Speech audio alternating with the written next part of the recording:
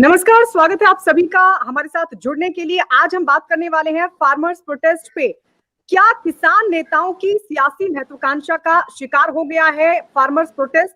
इसके अलावा सवाल ये भी है, क्योंकि सरकार की तरफ से एक बार फिर से किसानों को न्योता दे दिया गया है बातचीत का, लेकिन किसान मना कर रहे हैं। तो सवाल ये खड़ा होता है कि ये पॉलिटिक्स कौन कर रहा है प्रदर्शन की आड़ में? हमारे साथ हमारे 3 सहयोगी इस वक्त जुड़ चुके कृषि मंत्रालय के बाहर मौजूद हैं। मेरे सहयोगी विक्रांत यादव, दीपक रावत जो कि मौजूद है किसान आंदोलन के बीच, और उनके साथ किसान नेता राकेश टिकैत भी मौजूद है। इसके अलावा मेरे साथ पंकज कपाही चंडीगढ़ से हमारे साथ जुड़ चुके हैं, क्योंकि चंडीगढ़ में भी फार्मर प्रोटेस्ट को लेकर दरअसल कुछ किसानों की तरफ से वहां पर भी प्रदर्शन किया जा रहा है, उनको समर्थन दिया जा रहा है। इस सब के बीच अपने दर्शकों को ये बताना बहुत जरूरी है, कल कैबिनेट की बैठक हुई और उसमें एक बार फिर से किसानों के हित में फैसला लिया गया। प्रधानमंत्री नरेंद्र मोदी ने भी ट्वीट कर उस फैसले की जानकारी दी, और साथ ही कृषि मंत्री नरेंद्र सिंह तोमर की तरफ से भी बताया गया कि कैसे 1 लाख करोड़ के इंफ्रास्ट्रक्चर फंड का इस्तेमाल अब एपीएमसी मंडियां भी कर सकेंगी। इसके अलावा आपको ये भी बता दें कि जो कई और फैसले लिए गए उसके मुताबिक जो इंफ्रास्ट्रक्चर फंड है, जो कृषि इंफ्रास्ट्रक्चर फंड है, उसके उपयोग के साथ साथ लोन पर ब्याज में छूट की व्यवस्था भी की गई है। इससे पहले भी लगातार कृषि क्षेत्र को मजबूत करने के लिए किसानों के हित में फैसले लेने की बात सरकार की तरफ से की जाती रही है, लेकिन इस सब के बीच किसानों की अपनी मांग है, और यही वजह है कि तकरीबन 8 महीने से ज्यादा का वक्त हो चुका है, लगातार किसानों की तरफ से प्रदर्शन आंदोलन जारी है। लेकिन कल एक बार फिर से सरकार की तरफ से न्योता दिया गया है कि हम बातचीत के लिए तैयार हैं, लेकिन किसान मना कर रहे हैं। इसी पर बातचीत के लिए हमारे सभी सहयोगी बने हुए, लेकिन उससे पहले जरा हम आपको सुनवाते हैं कृषि मंत्री नरेंद्र सिंह तोमर ने क्या कहा कृषि क्षेत्र से जुड़े फैसलों को लेकर। मान मोदी सरकार के मन में है, लगातार हमारी कोशिश है कि किसान समृद्ध हो, खेती आगे बढ़े, मुनाफे की खेती हो, किसान महंगी फसलों की ओर आकर्षित हो और किसान को सरकार की ओर से अधिकाधिक सुविधाएं दी जा सके। कृषि सुधार कानून भी इसी दिशा में भारत सरकार का एक महत्वपूर्ण कदम है, और मैं समझता हूँ समय रहते किसान यूनियन को उसके महत्व को समझना चाहिए। सारा देश उसके महत्व को समझ रहा है। कोई भी प्रस्ताव वो लेकर हमारे पास आए, हम उस प्रस्ताव पर चर्चा करने के लिए तैयार हैं। जी, कृषि मंत्री को आपने सुना जो कह रहे हैं कि कोई भी प्रस्ताव लेकर आए किसान, हम बातचीत के लिए एक बार फिर से तैयार है। इससे पहले 11 दौर की बातचीत हो चुकी है।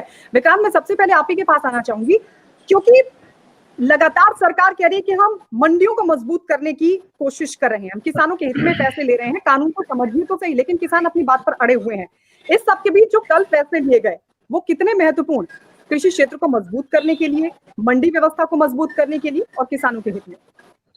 देखिए गायत्री, एक सबसे बड़ी बात जो लगातार ये कहा जा रही थी, किसानों की तरफ से कहा जा रहा है कि एपीएमसी एक्ट, क्योंकि एपीएमसी जो मंडियां हैं वो पंजाब और हरियाणा में बहुत मजबूत है। पंजाब में तो हर 5 किलोमीटर पर एपीएमसी की मंडी है और उसका फायदा किसानों को लंबे समय से मिलता भी रहा है। पंजाब के किसानों को उसका काफी फायदा भी हुआ है। दिक्कत यह है कि एक ये बात चल रही थी लगातार कि इन नए कानून के आने के बाद एपीएमसी जो मंडियां हैं, एग्रीकल्चर प्रोड्यूस मार्केटिंग कमेटी, वो उनका अस्तित्व संकट में आ जाएगा, वो खतरे में आ जाएंगी, वो बंद हो जाएंगी। तो सरकार का इस मसले पर साफ ये पहले से भी कहना था कि इस मसले पर कि एपीएमसी मंडियों को किसी तरह का कोई खतरा नहीं है, बल्कि इस कानून के बाद एपीएमसी मंडियां जो हैं वो और ज्यादा मजबूत होंगी। कल सरकार ने एक महत्वपूर्ण कैबिनेट में फैसला लिया। कल प्रधानमंत्री नरेंद्र मोदी की नए मंत्रिमंडल की पहली कैबिनेट बैठक थी, उसमें यह फैसला लिया गया कि जो 1 लाख करोड़ का जो इंफ्रास्ट्रक्चर फंड जारी किया था केंद्र सरकार ने, उसमें से अब एपीएमसी मंडियों को भी पैसा खर्च करने की अनुमति होगी, उनके लिए भी पैसा खर्च किया जा सकेगा। तो सरकार की ये दलील है कि जब एक तरफ कैबिनेट जो है वो एपीएमसी मंडियों के अधिकारों में और ज्यादा बढ़ोतरी कर रही है, तो ये कहना कहां तक वाजिब है कि एपीएमसी मंडियों को खत्म करना चाहती है सरकार। इसी कारण कृषि मंत्री ने कल एक बार फिर दोहराया कि तीनों किसान कानूनों को रद्द करने की मांग के अलावा किसान किसी भी बात पर, किसी भी मसले पर चर्चा करने के लिए आते हैं तो उनका स्वागत है, उनके सुझावों का भी स्वागत है, लेकिन सरकार ने ये साफ कर दिया कि किसान कानूनों को रद्द नहीं किया जाएगा, उसके अलावा किसी भी विषय पर बात कर सकते हैं। दीपक, मैं आपके पास आना चाहूंगी, जरा पूछिए तो किसान नेता राकेश टिकैत से, भाई यही तो चाह रहे थे वो कि मंडी व्यवस्था खत्म ना हो, मंडियों को और मजबूत किया जाए, और कल फिर से एक बार सरकार की तरफ से बातचीत का न्योता दे दिया गया है, क्या करेंगे?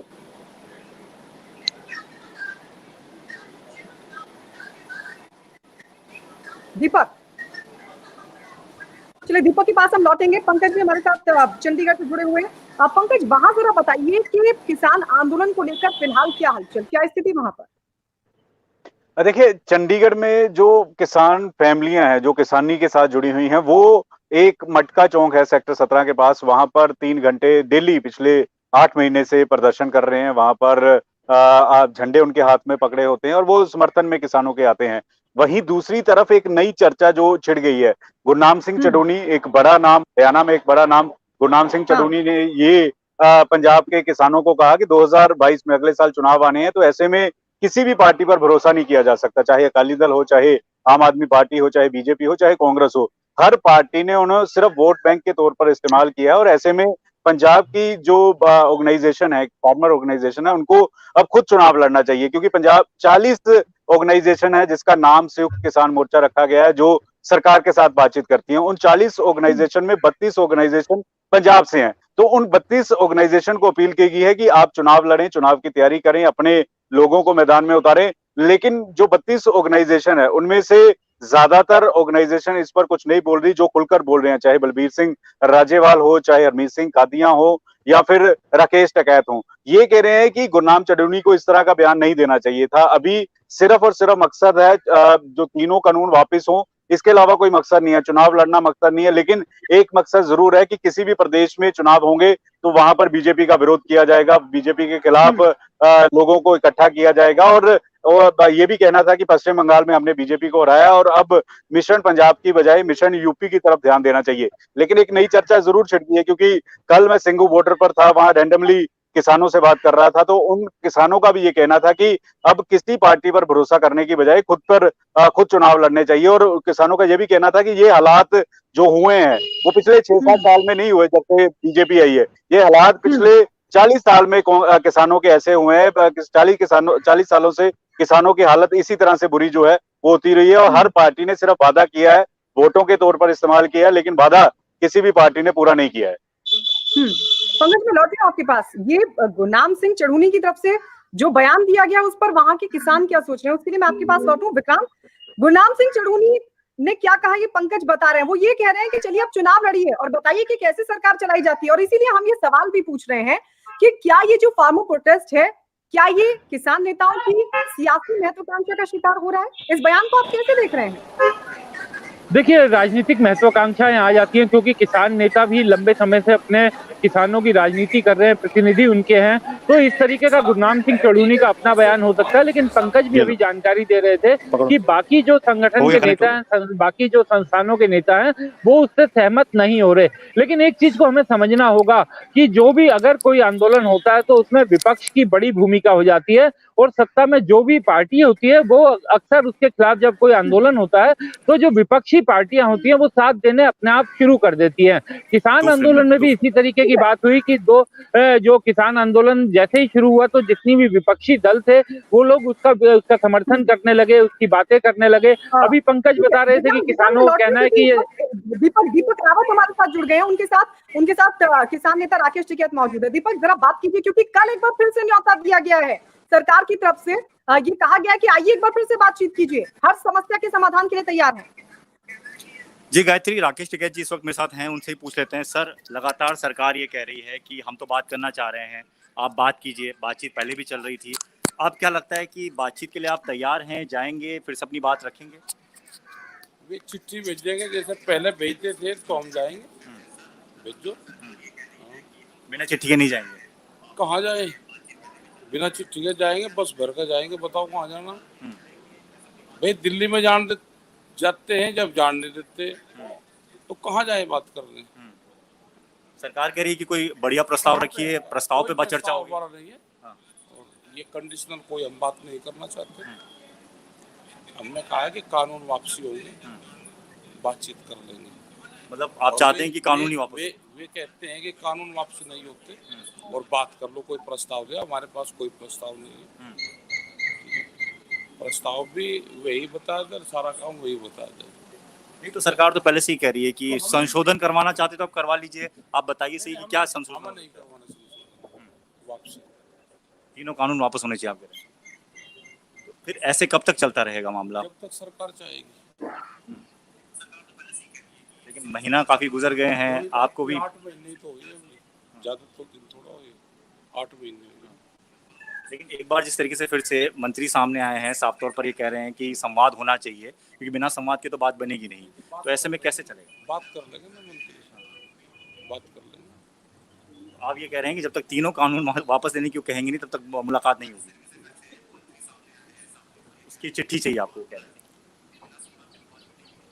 वे जब बुलाएंगे तो मेल भेजते हैं वे, जिस दिन उनको बुलाना होगा, समय, स्थान, टाइम, कहाँ वो बुलाएंगे, कहाँ मीटिंग हो, उसका प्रॉपर एक टाइम होता है।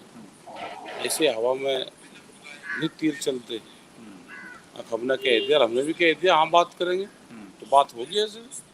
जब उनको बात करनी होगी तो वो जब भी बात करेंगे। लेकिन जो खास तौर पर आपकी मांगे थी एमएसपी को लेकर, मंडियों को लेकर, उसके बारे में भी फिर उन्होंने चर्चा की। उन्होंने कहा कि एमएसपी तो हम कभी खत्म कर ही नहीं रहे हैं। बात कर रहे, लोगों का गेहूँ आज भी पड़ा हुआ है, उसको बेच तो कहाँ बेचे है कोई जगह? लोगों के घरों में रखा 1200 रुपये से और 1400 रुपये में बिक रहा है गेहूँ।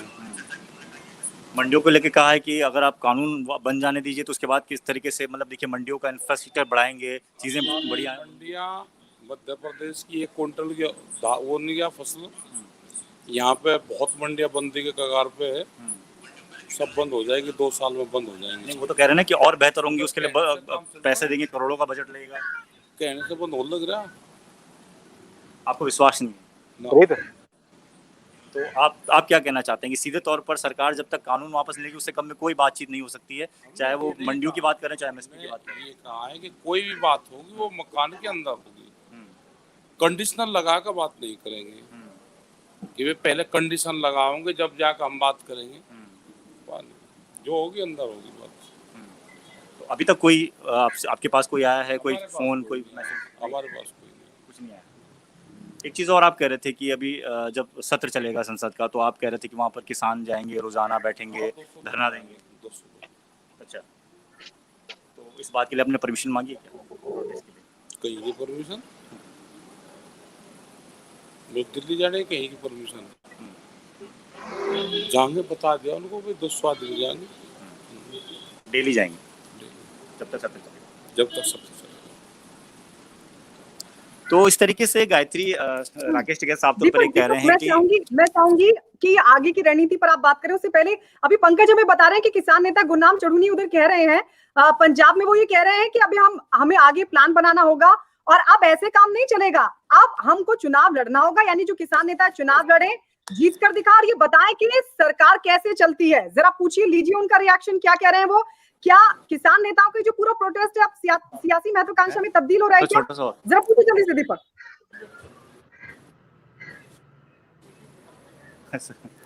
एक मिनट 2 मिनट और लगेगा।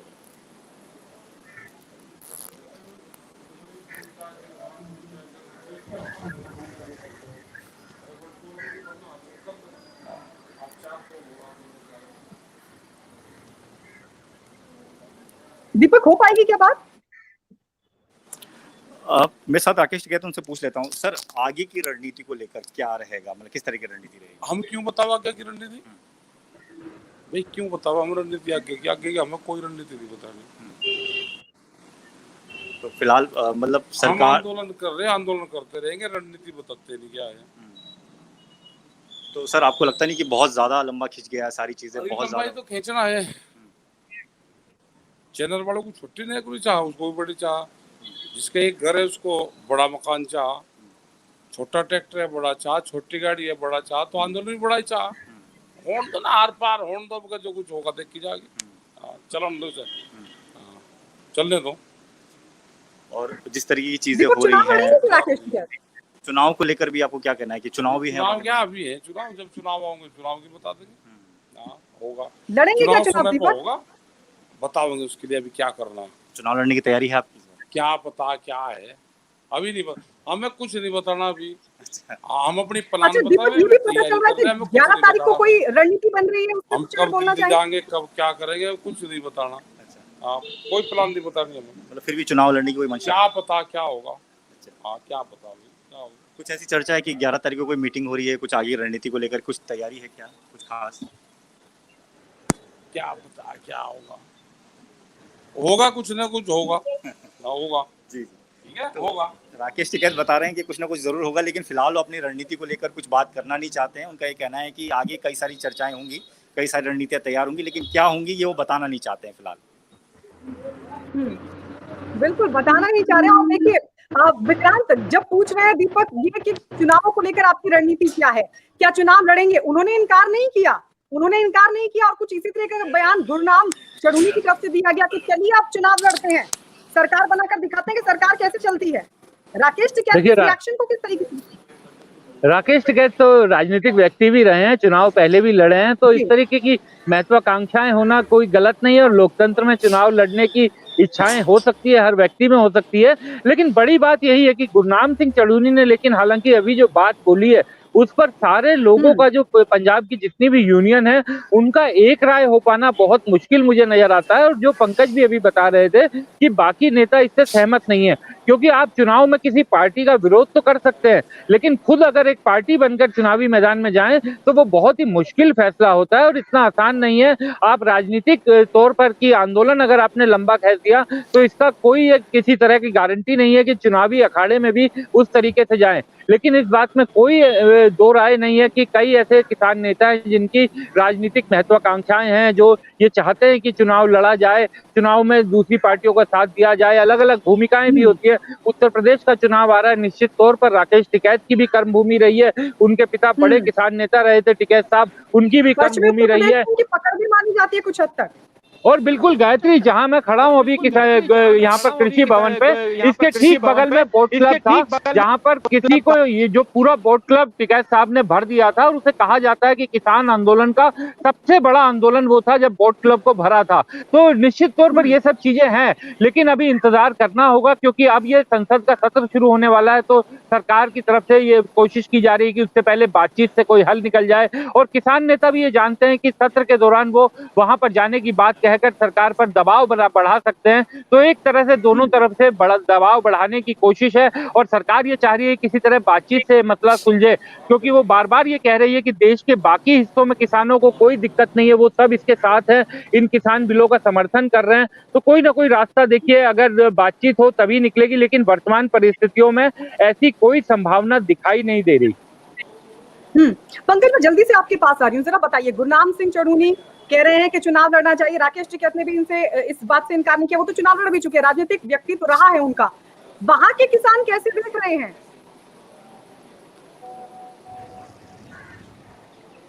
देखिए, पंजाब में 32 ऑर्गेनाइजेशन है और 32 ऑर्गेनाइजेशन की अलग अलग विचारधारा है, अलग अलग, कोई किसी पार्टी के साथ जुड़ा है, कोई किसी के साथ जुड़ा है। और सबसे बड़ा सवाल यह है कि ये ऑर्गेनाइजेशन सिर्फ 3 कानून को लेकर इकट्ठी हुई है, वैसे एक दूसरे का विरोध करती हुई नजर आई है। तो ऐसे में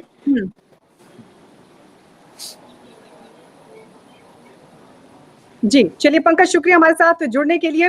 दीपक आपका भी बहुत बहुत शुक्रिया, विक्रांत आपका भी बहुत बहुत शुक्रिया हमारे साथ जुड़ने के लिए। लेकिन सवाल यही है कि ये जो फार्मर प्रोटेस्ट है, क्या ये किसान नेताओं की सियासी महत्वाकांक्षा का शिकार हो गया है? पॉलिटिक्स कौन कर रहा है? क्योंकि सरकार लगातार प्रस्ताव दे रही है कि आइए आप बातचीत कीजिए, लेकिन एक बार फिर राकेश टिकैत जो कि किसान नेता है, उनकी तरफ से साफ इनकार कर दिया गया है कि पहले तीनों कानून वापस लीजिए, उसी के बाद बातचीत के लिए हम कोई तैयारी करेंगे। बहुत बहुत शुक्रिया हमारे साथ जुड़ने के लिए, और जो दर्शक हमारे साथ जुड़े उनका भी बहुत बहुत शुक्रिया।